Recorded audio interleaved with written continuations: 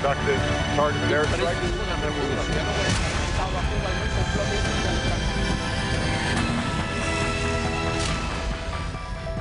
La FARC ha aprovechado esta época de negociación con el gobierno para rearmarse, para comprar cohetes, tierra-aire, para comprar granadas de unas especificaciones que sirven como granadas antitanques, granadas antiaéreas.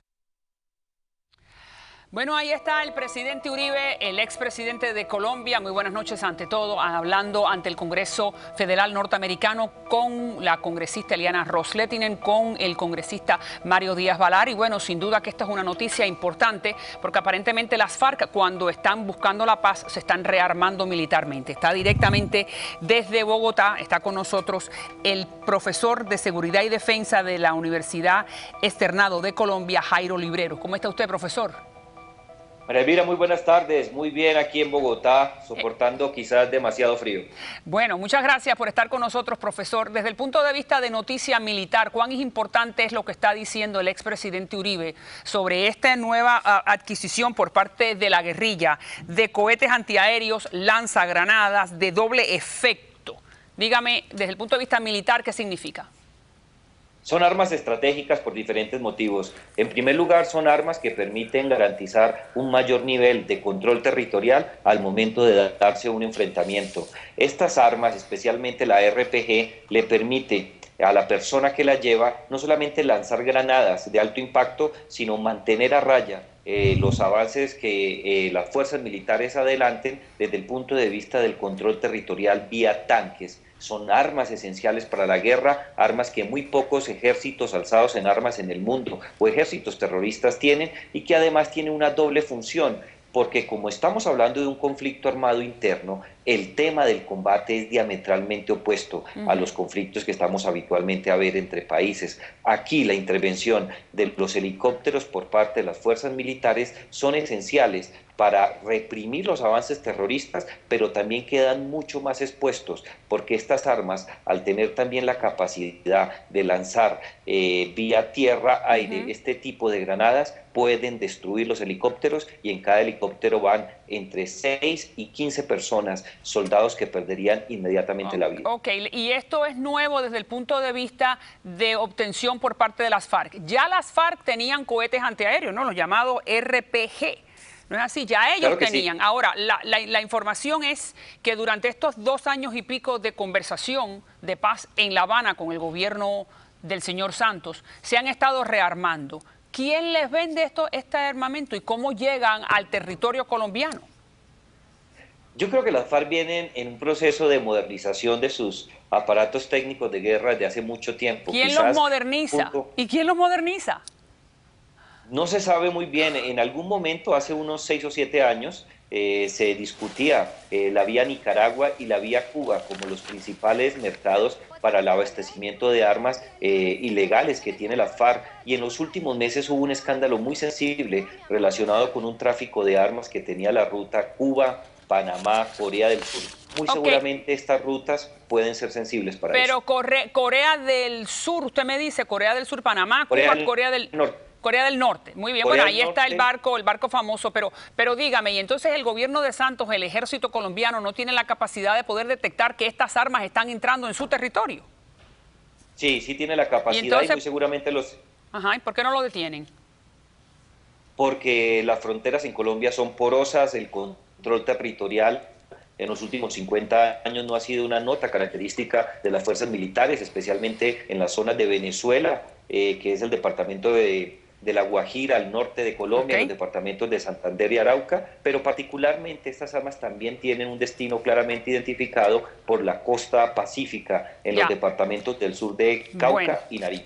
Quédese ahí, no se vaya, profesor, que también le doy la bienvenida al señor Germán Morales, que es un colombiano muy seguidor de lo que ocurre en su país, aquí en el sur de la Florida, abogado, y pertenece al American Community Center. Desde el punto de vista político, ¿qué significa esta noticia para el presidente Santos? Santos le ha dicho a los colombianos que por 2 años hay que dar la oportunidad a la FARC en La Habana. Correcto. Esto entonces significa que los están engañando a todos. Bueno, esto nuevamente, María Elvira, ¿qué significa? Pone un poco en tela de juicio la credibilidad de la guerrilla en las mesas de negociaciones. Recientemente se reinstauran otra vez en las conversaciones el subcomité para el cese de hostilidades. En ese subcomité la esencia de lo que se está discutiendo es básicamente el desarme. Es básicamente... Y estos señores se están rearmando. Exactamente. Okay. Entonces, es un doble mensaje que se está mandando. Así es. Profesor, fíjese lo que está diciendo su compatriota. También la última información es que Iván Márquez, que es uno de los representantes de la guerrilla que está representando a las FARC en La Habana, ha dicho que como un gesto de buena fe va a dejar, o la FARC va a dejar de reclutar a menores de 17 años. Ahí está el anuncio de Iván Márquez. Veamos.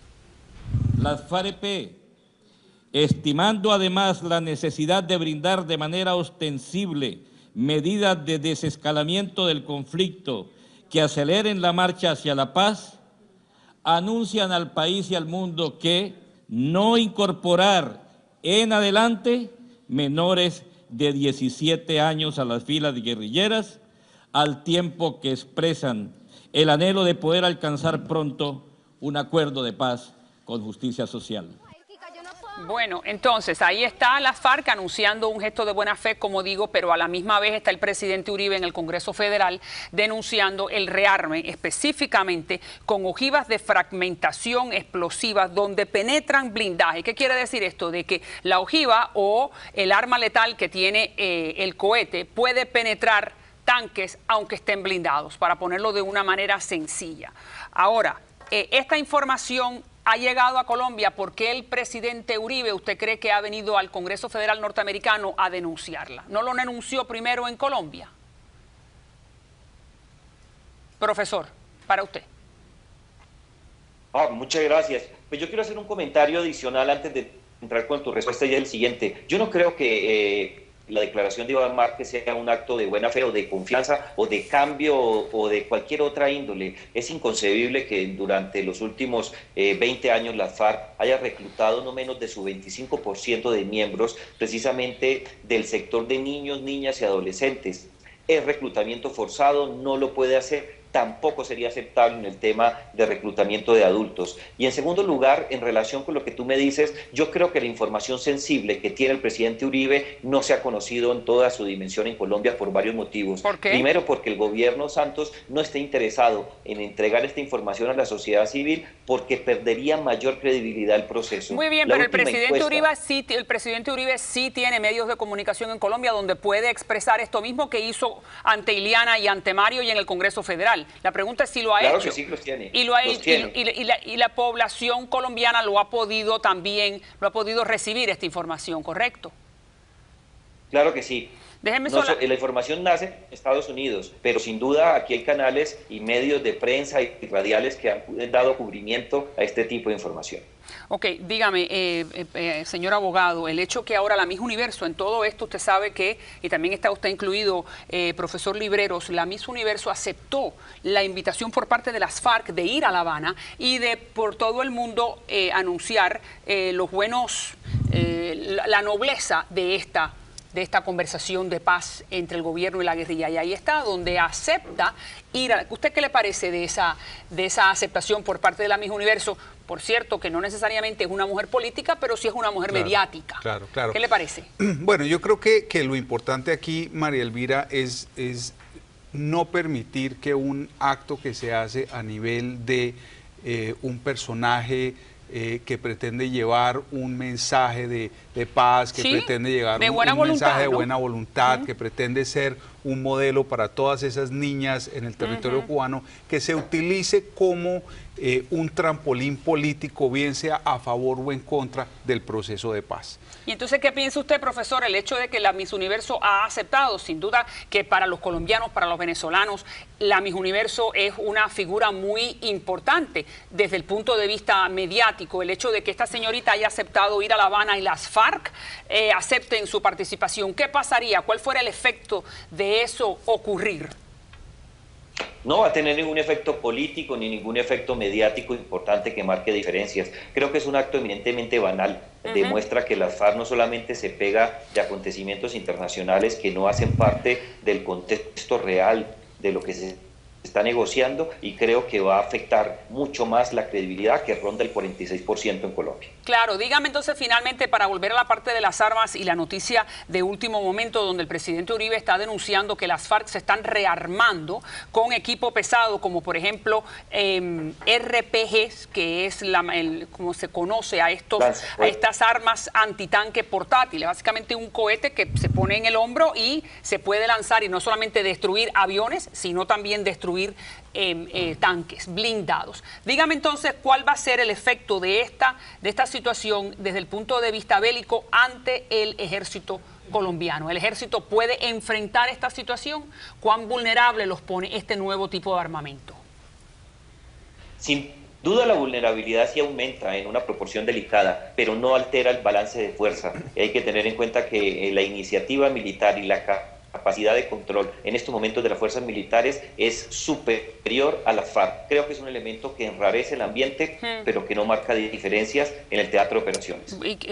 Le doy la oportunidad. Sí, pero más allá de eso, María Elvira, yo creo que hay un punto importante que debemos resaltar. En una entrevista que hace Romaña, uno de los miembros de este grupo guerrillero, él sostiene que la idea de ellos en el desarme es básicamente que el mismo ejército suspenda sus actividades de seguridad dentro del territorio nacional y se concentre única y exclusivamente en la protección de las fronteras.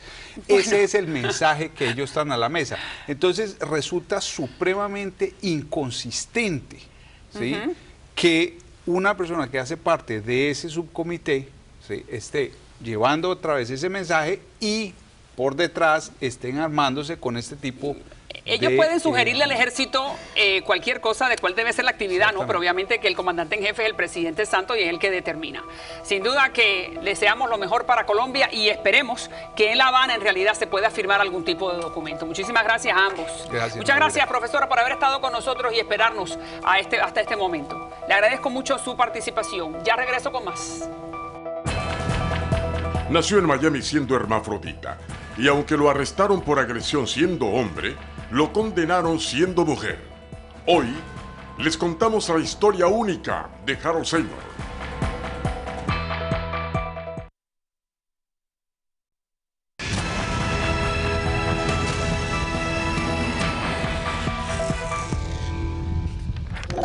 Bueno, sin duda que esto es un caso muy típico y que ha pasado solamente en la Florida. Este caballero que ustedes están viendo aquí, que se llama Seymour, H. Seymour, nació hermafrodita, significa que tenía los dos sexos, el de hombre y el de mujer.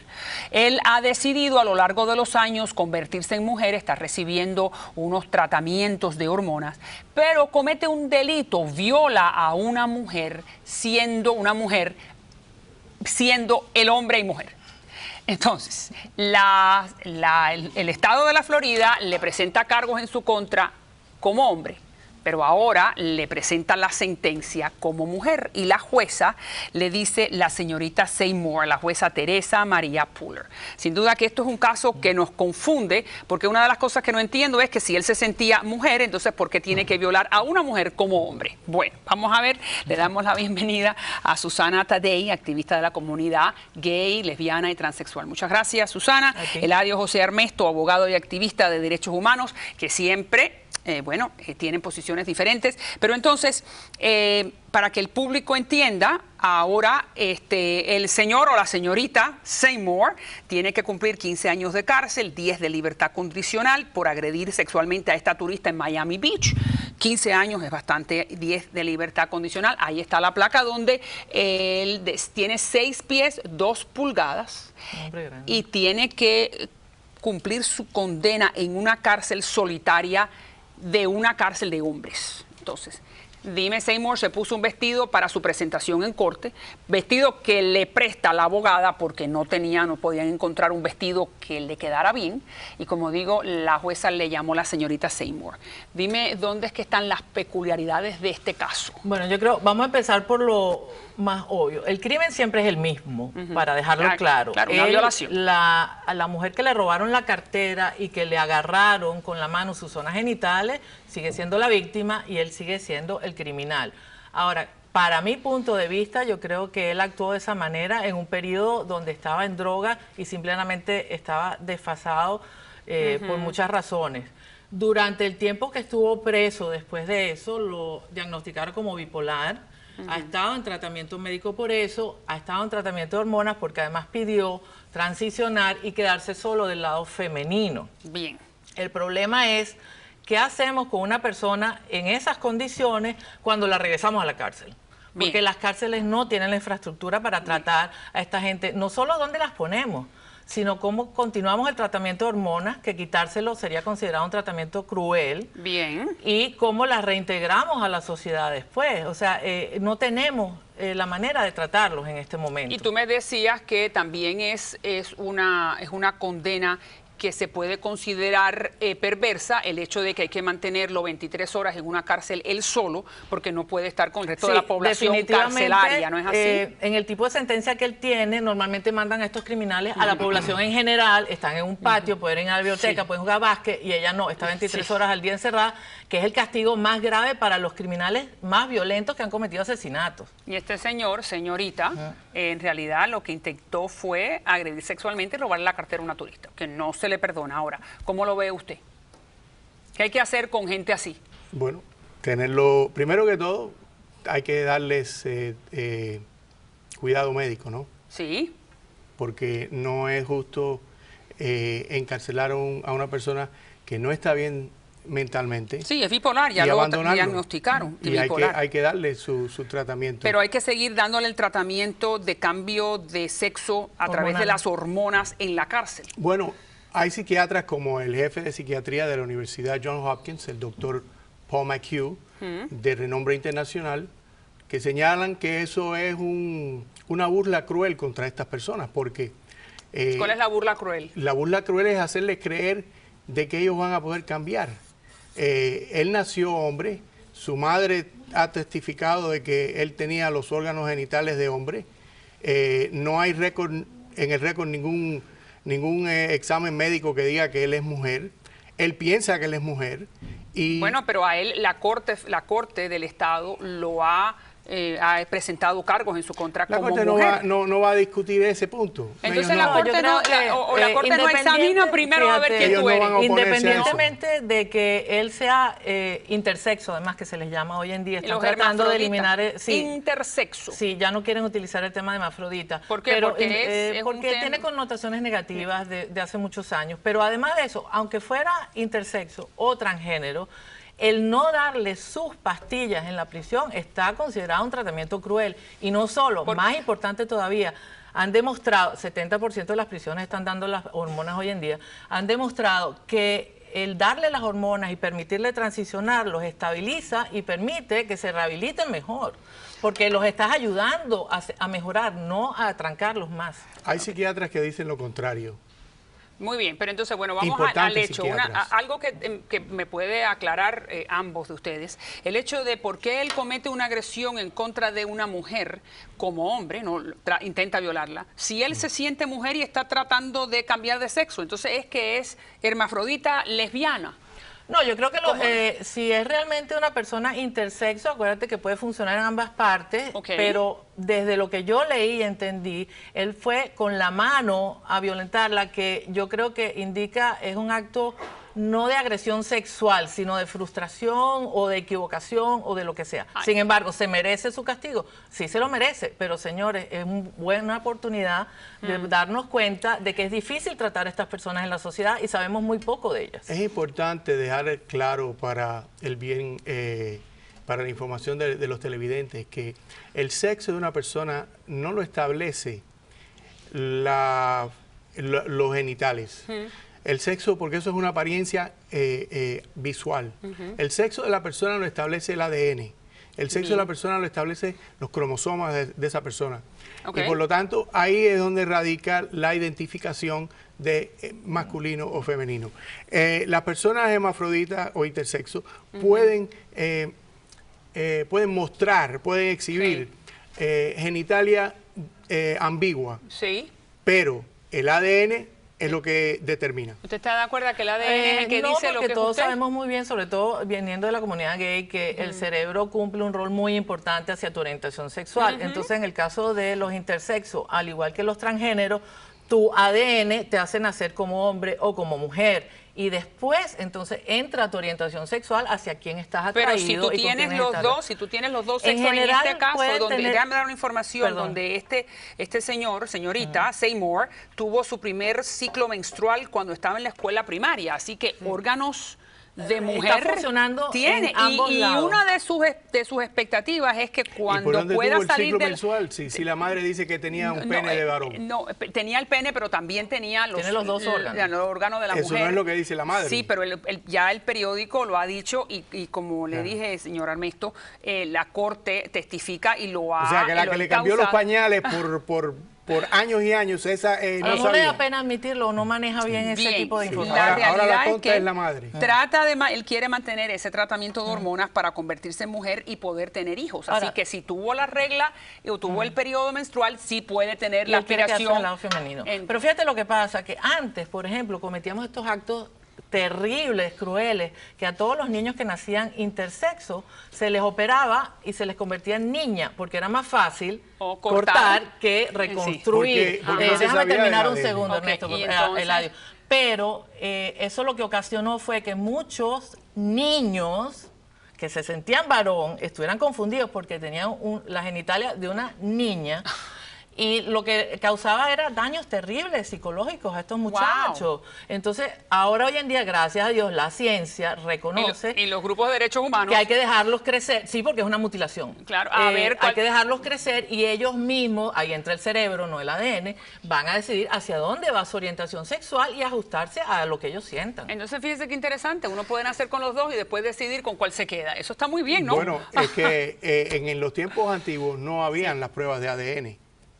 Ok, y entonces usted insiste en lo del ADN, ahora sí existe la prueba de ADN y si nace una niña con vamos a decir, un clítoris grande, pues... Engrandado. ¿no? Sí. Entonces, esa niña le hacen una prueba de ADN y demuestran de que es una niña. ¿Y qué hacen en el caso de la gente que tiene 3 cromosomas en vez de 2? ¿Dónde decides? Porque el ADN demuestra a veces que hay una X y una Y y a veces hay una X y 2Y. Entonces, ¿qué hace con eso? Ya esa persona es una anormalidad. No, esa persona hay que dejarla crecer y que decida ella hacia dónde quiere ir en la vida. Que lo haga, gente como él, como digo, esto es un caso único, por eso lo estamos ventilando, ha ocurrido en el sur de la Florida. Si tú tienes que darle consejo a la gente, a los políticos, ¿qué se hace con este tipo de personas donde no hay cárcel donde meterlo porque no es ni uno ni el otro? Yo creo que en este momento sería bueno revisar la infraestructura de nuestro sistema de cárceles, que además tiene muchas otras fallas, y tratar de limpiar un poco para recibir a todo el mundo de la manera más humana posible y darle el castigo que se merece cada uno. Que Dios lo bendiga, el pobre no solamente tiene esta situación sexual, sino tiene trastorno bipolar, tiene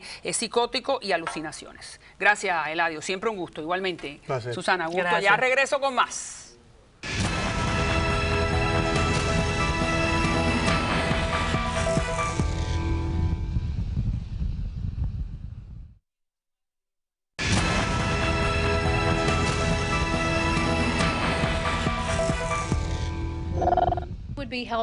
El consulado ayudaría a los cubanos en su día a día con sus pasaportes, viajes, consultas acerca de programas de arte en la ciudad de Tampa. Sería el sitio ideal para un consulado cubano por el rico legado y la historia entre Tampa y Cuba. Mejor que lo esconden en cualquier otro lugar. Solo creo que no sería buena idea. Es como poner un museo nazi en Jerusalén. Estas son diferentes opiniones de Tampa porque todo indica que si la normalización entre La Habana y Washington se realiza y hay un intercambio de embajadores, también va a haber la apertura de un consulado y el consulado sería no en la ciudad de Miami porque el alcalde de la ciudad ha dicho que no le gustaría ver esa estructura aquí, sino en la ciudad de Tampa. Ahí está la congresista por Tampa, Kathy Castor, que ha estado cabildeando para que ese consulado, que es el que emite visas a los cubanos que quieran viajar a Cuba, se localice en la ciudad de Tampa y no en la ciudad de Miami. Esa es una información que me parece que es importante para todo aquel cubano que le interese o que tenga necesidad de recibir esa documentación consular.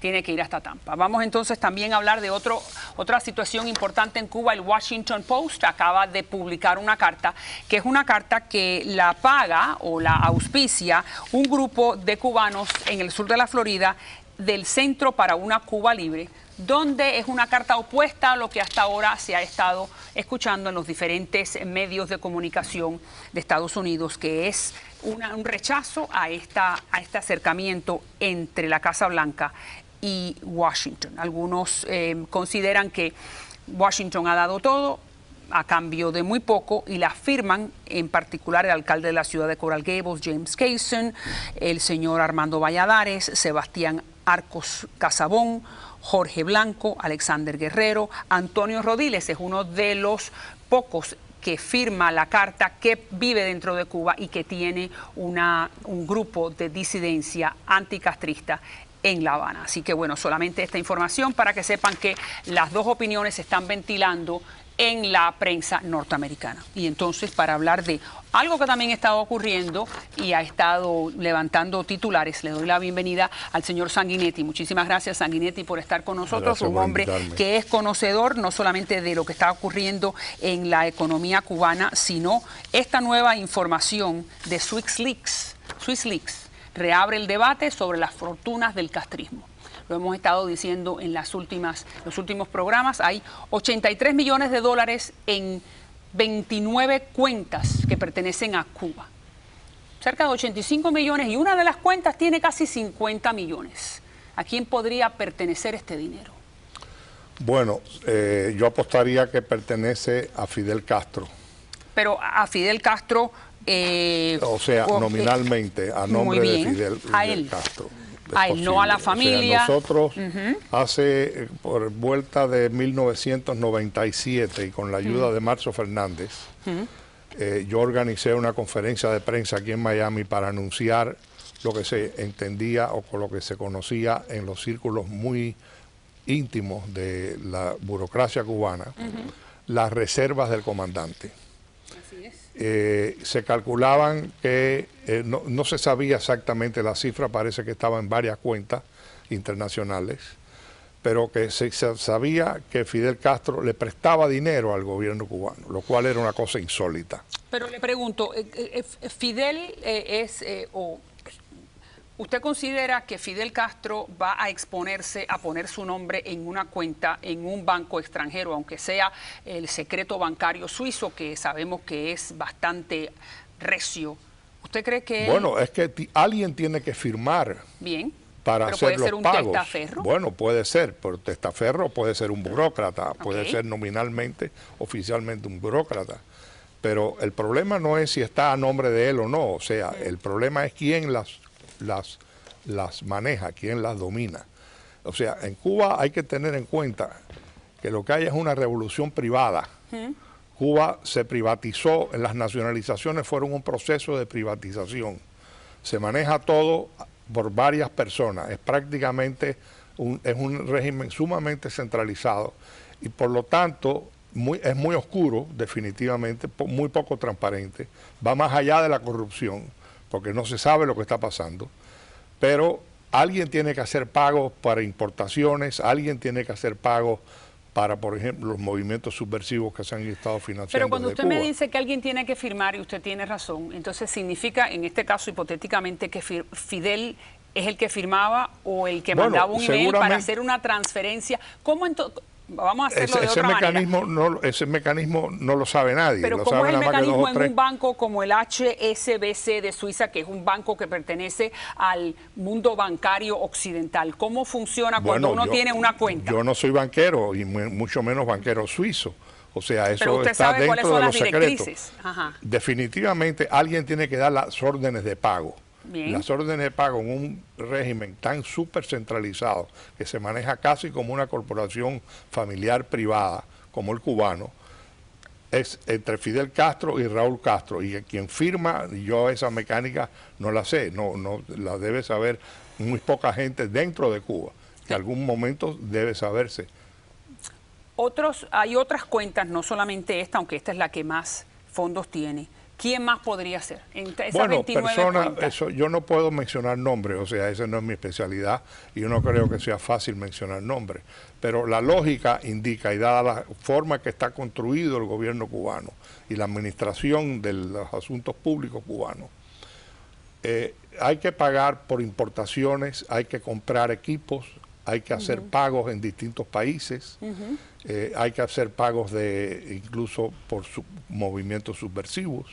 Entonces hay distintas personas que tienen que estar repartidas entre comercio exterior, el Banco Nacional de Cuba, definitivamente las Fuerzas Armadas, los servicios de seguridad. Y entonces, cuando, por ejemplo, ¿usted cree que existe la posibilidad que el banco se vea obligado a abrir esas cuentas y a nombrar o publicar quiénes son? ¿Obligado con quién? Bueno, en algún momento los Estados Unidos obligaron a los bancos suizos a decirle quiénes eran los norteamericanos que estaban guardando dinero y que habían evadido impuestos. Bueno, pero los Estados Unidos tenían una fuerza negociadora frente a los suizos, pero ¿quién tiene esta fuerza negociadora frente a los suizos desde el punto de vista del interés cubano? Bueno, los Estados Unidos están tratando de acercarse a Cuba, ¿no es así? Si hay una relación nuevamente más fluida, eso no necesariamente, en otras palabras, no hay ninguna fuerza coercitiva que le exija al banco suizo decir quiénes son los dueños de las cuentas. No, claro, y los Estados Unidos se presentan a los bancos suizos le dirán, ustedes no tienen jurisdicción al respecto. Muy bien, entonces todo indica de que estas cuentas quedarán siempre en el anonimato. No, eso no se sabe, eso yo no lo puedo decir. Me imagino que en algún momento pueden llegar a saberse, sobre todo si hay un cambio de gobierno en Cuba.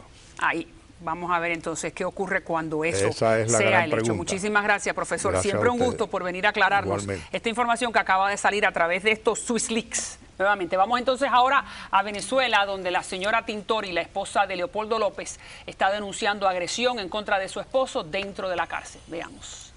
Ha sido una semana muy buena porque nos reunimos con el secretario general de Amnistía Internacional en Londres, nos reunimos ayer con la OEA, con el señor José Miguel Insulza, y hoy nos reunimos con el vicepresidente de los Estados Unidos, señor Biden. Fueron reuniones fantásticas, reuniones realmente que nos llenaron de optimismo y de mucha fe. Nosotros pedimos específicamente acciones para estos próximos meses y pues se comprometieron a darnos ese apoyo. Apoyo que tiene que ver con derechos humanos y pronunciamientos fuertes con respecto a derechos humanos, empezando por la liberación de los presos políticos. Esta es la señora Tintori hablando sobre el balance de la reunión con el vicepresidente de Estados Unidos, el señor Biden. También el balance sobre la reunión con Insulza, que es el secretario general de la OEA. Y bueno, en las últimas horas, la señora de Leopoldo López ha denunciado que independientemente de esas buenas reuniones, una serie de encapuchados ha entrado a la celda de Leopoldo López y los han agredido. Está con nosotros alguien que conoce muy bien el régimen o el gobierno del presidente Maduro. Le doy la bienvenida al general Antonio Rivero. Gracias, Rivero, por estar con nosotros, general de brigada del Ejército de Venezuela, que está muy de cerca, está muy cercano a Leopoldo. Dígame, ¿cómo es que en una cárcel, que es una cárcel militar, pueden entrar encapuchados a agredir a los presos? Bueno, mira, María Elvira, la forma como lo están utilizando son funcionarios de la Dirección de Inteligencia Militar quienes tienen la responsabilidad de la custodia en la cárcel para Leopoldo López y los presos políticos están allí. Aparentemente fueron a hacer una requisa, pero esa requisa implica pues una desbandada con maltrato, con golpes, inclusive como lo hicieron una vez donde los rociaron de excremento, de heces, de una manera u otra, de forma agresiva, en tortura, pues, que se llevan a cabo. Esto que ha ocurrido en el día de hoy, que inclusive fueron y no lograron su cometido porque aparentemente, pues, estaban encerrados por dentro. No, Lilian estaba afuera. Denuncia y ellos pararon la agresión, pero le dijeron esta noche... Que regresaban en la noche. Regresamos esta noche, quiero decir, esta noche, así que se preparen. ¿Por qué tienen que ser encapuchados? Mira, esto puede ser para, ¿Qué esconden? ¿Qué esconden? La identidad, básicamente, porque ellas cargan miedo. Muchos de ellos, de estos funcionarios, son obligados prácticamente y se encuentran ya inmersos en un temor, un miedo de ser reprimido o de ser golpeado al ser identificado y piden actuar a lo mejor de manera encapuchada para que no los reconozcan y después tengan que pagar por la justicia de una manera u otra, porque sabe que ante estas torturas, ante esta represión, y ante los asesinatos incluso que cometen, ante los secuestros que cometen, pueden llegar a ser sancionados en la justicia. Estando encapuchados, pues pueden ocultar o pueden develar pues propiamente sus podrían ser cubanos, porque ayer cuando la entrevisté al exalcalde Scarano, que estuvo en la prisión, en la misma prisión en Ramo Verde donde está Leopoldo López, me dijo que esos encapuchados también llegaban a la celda, hacían las mismas acciones violentas, pero nunca hablaban.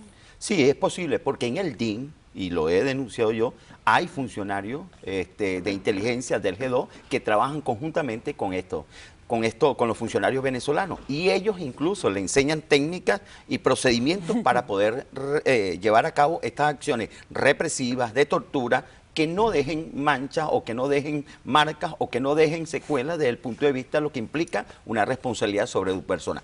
Este encapuchamiento es parte también de la acción delictiva que lleva a cabo el régimen de manera sistemática. No es la primera vez, pero ya se acentúa cada vez más y es más notorio cuando lo hacen hasta de día. Y entonces cuénteme por qué consideraron que el día de hoy era el día indicado para hacer esta agresión en contra de los... Mira, ellos están ahorita en estos momentos con un temor de que surja la rebelión, surja desde el punto de vista de la desobediencia de manera masiva en el orden pues, civil y en el orden militar. Acaban de detener, anoche allanaron varios militares de la Fuerza Aérea que manifestaron simplemente opiniones en contra del régimen en la situación que están viviendo, la incomodidad, y estaban reunidos y lo comentaron. ¿Cómo sabe eso? Porque anoche me informaron de estos allanamientos, me dieron detalles de ellos. ¿En las casas de estos militares? En las casas de estos militares golpearon a los padres, se llevaron detenida a la esposa, se llevaron detenida a un hermano, se llevaron detenida a personas, familiares incluso. ¿Y cuál es el rango de estos militares? Son capitanes, incluso hoy lo acaba de denunciar Maduro, que develaron un golpe de Estado. No hay ningún golpe de Estado. No hay ningún, es una opinión, es un pensamiento, es una expresión de militares que están sufriendo las mismas consecuencias de la inseguridad, de la escasez, de la crisis nacional. Pero entonces, ¿cómo el alto mando militar sabe que estos militares en sus casas están hablando de esta insatisfacción? No, propiamente no hablaron en sus casas, sino hablaron en las unidades, comentaron entre unidades y fueron, no en las unidades, sino fueron a sus casas, por sospecha, nada más, por sospecha, incidieron sobre ellos, los golpearon, ellos se rebelaron, inclusive como viven casi conjuntamente, pues pudieron avisarse entre ellos y por supuesto se rebelaron y los golpearon. Esto, general? ¿Dónde escuché eso? ¿Dónde ocurrió? Ocurrió en Maracay, en el estado de Aragua. Entonces hoy aparece Maduro con una olla de que hay un golpe de Estado, que hubo un golpe de Estado, que develaron un golpe de Estado y tiene una cantidad de detenidos. No. Totalmente falso desde el punto de vista de lo que está planteado y lo que esos militares que anoche se conoció, solamente se rebelaron precisamente contra estas mismas personas. Por eso fueron hoy con Leopoldo, porque temen de que Leopoldo sea un líder en una supuesta conspiración para terminar de montar, como se dice... Pero ¿cómo Leopoldo va a ser un líder desde la prisión? ¿Cómo va a poder él organizar algún tipo de agresión en contra del gobierno si está preso? Porque no tienen cómo ir sobre otra persona y saben el del liderazgo de Leopoldo, saben la expresión pública ante el manifiesto que acaban de hacer público Ledesma, María Corina y Leopoldo López, y logran pues insertarse en la población civil conjuntamente con los estudiantes que hoy decidieron marchar pese a todas las tramoyas que hizo el régimen para evitar que los estudiantes marcharan el Día de su Juventud. Hoy, y entonces el presidente Maduro mañana le ha dado libre a la juventud chavista para que también vaya a las calles y que se presente y que anuncie la felicidad que sienten por el régimen. No sé si tenemos al presidente Maduro, lo tenemos, para entonces que usted vea libre mañana viernes para la juventud chavista. Escuchémoslo. He decidido declarar Día Nacional de la Juventud y que mañana la juventud tenga el día libre para movilizarse. Me han informado la Federación de Estudiantes de Educación Media que mañana hay una gran marcha del movimiento estudiantil venezolano a las 10 de la mañana, me han dicho. Desde Plaza Venezuela hasta Parque Carabobo, que ya está reconstruido de la destrucción que hace un año exactamente hicieron los fascistas y los monstruos de la ultraderecha. Bueno, mi querido, gracias, General Rivero, por estar con nosotros y que Dios bendiga a Venezuela. Vamos a ver qué es lo que ocurre en este fin de semana y qué es lo que ocurre esta noche en la celda de Leopoldo López. Gracias nuevamente por estar con nosotros. Ya regreso con más.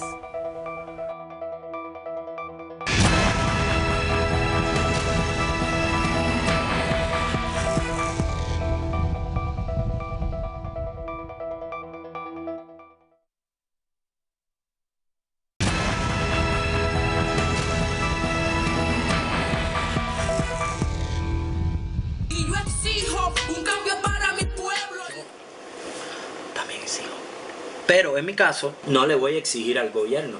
Vengo a exigirte a ti, cubano que pasas hambre. A ti, madre soltera que caminas todo un día para buscar 2 huevos para darle de comer a tus hijos. Te exijo que no te rindas y que no pierdas la esperanza. Es nuestra tierra, es la felicidad y la libertad de nuestros hijos. Martín López, muchísimas gracias por estar aquí con nosotros. Es el creador de este video en YouTube, que es un mensaje para el pueblo cubano que no acepte ser más oprimido. Así que muchas gracias. Un hombre que está muy ligado a Tania Bruguera, que hoy en particular presenta su performance en la Casa de Rodiles, que es el creador del estado de SAT. Gracias. Gracias a usted, Cuéntame, María Elvira. dime a cuánta gente ha llegado este mensaje. Bueno, este mensaje en la página de Facebook oficial mía, que fue donde lo subí, ya ronda casi los 50.000 personas, y aparte de los comentarios y los likes que tiene, y entonces se volvió viral desde que lo subí. Gustó muchísimo y pues bueno, vamos por ese rumbo. Me alegra de que esté llegando el mensaje realmente a la comunidad hispana, o sea, que está en Centroamérica, en todas partes del mundo, porque hasta en Europa tengo comentarios y... No, y que se va a ver en Cuba también a través de este programa, claro, en el sur de la Florida. Dime qué es lo que tú, en particular, cuál es el mensaje que le estás enviando al cubano común y corriente. Exactamente, la campaña se hizo, o sea, lo hice pensando en eso, porque los videos de Yo También Exijo casi siempre eran exigencias para el gobierno. Entonces tenemos ya cuántos años exigiendo al gobierno un cambio, cuántos años exigiendo al gobierno libertad, y nunca nos los han dado. Entonces la culpa de que el gobierno cubano esté ahí donde está es del pueblo, prácticamente, por decirlo de esa manera. Es de nosotros que lo hemos permitido de cierta manera. Entonces mi mensaje fue enfocado a ese cubano de a pie, a esa madre soltera, a la gente joven como yo, de mi generación y más vieja también, que somos los que tenemos que estar al pie de la lucha y somos los que tenemos que despertar de ese sueño, como yo digo en el video, en el que nos tienen durmiendo hace 50 años. Bien, pero y entonces, ¿cómo es que alguien despierta con una represión tan científica y tan férrea como la del gobierno cubano? Precisamente por el nivel de información al que nosotros que estamos aquí afuera le podemos brindar al pueblo. Bien. El pueblo ya sabe, o sea, ya el pueblo no está con el régimen, eso está más que claro, pero le tenemos que dar las herramientas de información necesarias para que se expresen, y las redes sociales me parecen un perfil genial para eso. No, y Joanny Sánchez es la primera que dice eso mismo que tú acabas de decir, pero también puede haber mucha información y puede haber las redes sociales, pero la pregunta es cuál es el próximo paso de ese pueblo que tiene miedo y que se sigue tirando en la balsa antes de enfrentarse con un régimen que piensan que es invencible, ¿no es así? Exactamente. El próximo paso yo pienso que es aumentar los trabajos, por lo menos en la parte mía como realizador audiovisual, hacerlos cada vez más críticos, o sea, hablar la realidad tal y como es. Como joven al fin, mi paso es ese, hacer mis trabajos sin miedo y sin temor a nada. Ya estamos en tierras de libertad y aquí si queremos decir que algo es azul no va a pasar nada aunque sea verde. Tania trató de decir eso en Cuba y fíjate lo que ha ocurrido. No le permitieron hacer su performance, que lo hace hoy en la Casa de Rodiles. Vuelvo a repetir. ¿Qué piensas que pueda ocurrir esta noche? ¿Cuánta gente puede ir? ¿Cuánta gente sabe que ella va a presentarse en la casa de un disidente? Imagínense que la represión ahí es tanta que yo no dudo de que hayan varios arrestos para impedir de que la actividad se dé. Ojalá y a Tania le haya ido bien. Yo no tengo el placer de conocerla personalmente, pero desde aquí sí le puedo enviar un mensaje. Tania, estamos contigo y estamos trabajando los realizadores dentro y fuera de la isla, porque yo tengo mis amigos dentro de la isla que también cada vez sus trabajos son más críticos, María Elvira. Estamos enfocados en eso, en no dejar que a la juventud cubana, nos amilanen, porque nosotros estamos presentes y la patria es nuestra. Claro. La patria es nuestra. Y cómo se puede reclamar esa patria, ¿no? Y reposeerla. Exacto, exacto. Ahora, dime, en este tipo de mensaje, ¿cuál es la respuesta que te han enviado aparte de felicitaciones? ¿Cuánto llega al corazón del cubano ese mensaje de levántate y grita? Exactamente. Las respuestas positivas, gracias a Dios, han sido muy buenas porque lo que yo quería se logró, que es llegar al cubano de a pie. Y yo sé que mi mensaje está en el paquete. Lo tengo garantizado. El famoso paquete. Lo tengo garantizado. De hecho, la persona que se encarga de eso personalmente es amigo mío y no voy a decir quién es para cuidarlo. Claro que no. Pero... Y entonces explícale al público que no, yo sé del paquete porque gracias a Dios yo también estoy. Exacto. Para mí es un gran orgullo. Explícame cómo es que el paquete funciona y vamos a volver a mostrar un pequeño clip de ese mensaje que está en el paquete. Dime cómo funciona el paquete antes de Bueno, mostrarlo. yo sería muy egocéntrico decir que el paquete nació en Matanzas. Ok. Pero no tengo ese dato, así que no lo puedo garantizar. Pero gracias a Varadero y a la televisión abierta que reciben los hoteles de Varadero, de ahí nosotros podíamos sacar información y también con la gente, los periodistas que tienen internet, amigos, colegas, por ahí sacábamos todo el nivel de información que nos hacía falta para incorporarlo en el paquete. Entonces, como me censuraban mi trabajo como tal en Cuba, como realizador, pues yo lo ponía donde me interesaba, que era en el paquete, que llegaba más que si lo proyectábamos en la televisión provincial o nacional. Claro, me encanta. Entonces, el paquete se ve más que el paquete se ve mucho más. Pública. Exactamente. Muchísimas gracias. Sigue Bueno, así, gracias sigue enviando ese mensaje a través de las redes sociales, que es lo que logra evadir la censura. Gracias. Y que Dios te bendiga. Gracias, ya muchas regreso gracias. con más.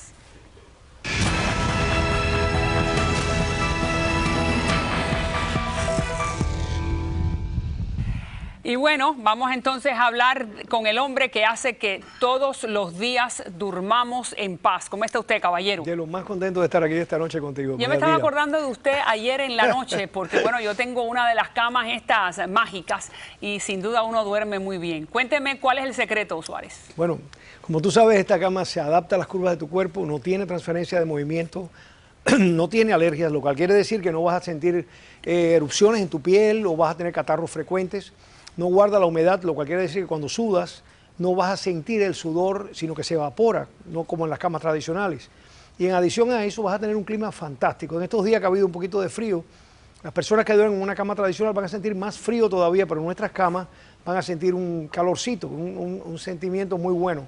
Y cuando hay calor, pues van a sentir una temperatura agradable como un aire acondicionado natural. Y dígame, ¿cuáles son las dolencias? Usted me decía dolor de espalda o la persona que tiene problemas en los pies, la circulación. Dígame, ¿en qué ayuda? Todas las personas en el mundo, no importa quiénes sean, sufrimos de trastornos al dormir tarde o temprano. Algunas veces, bueno, puede ser en un momento determinado, pero tarde o temprano todos sufrimos de trastornos.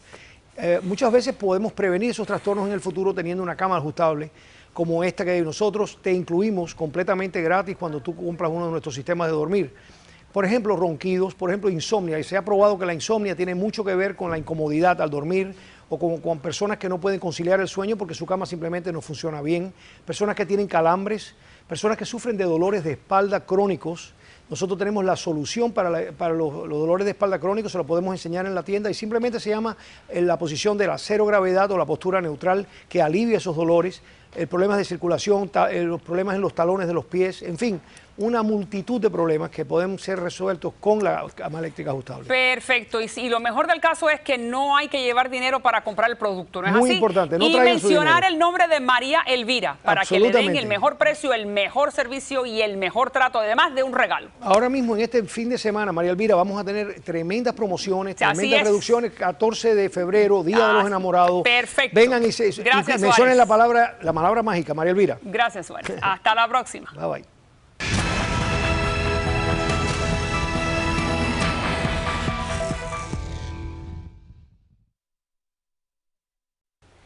Bueno, el quinto segmento cuando puedo hablar con usted, pero se me acabó el tiempo. Prometo mañana mostrar 2 selfies que he recibido.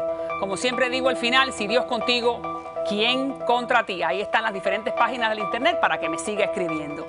Gracias por la sintonía. Hasta mañana.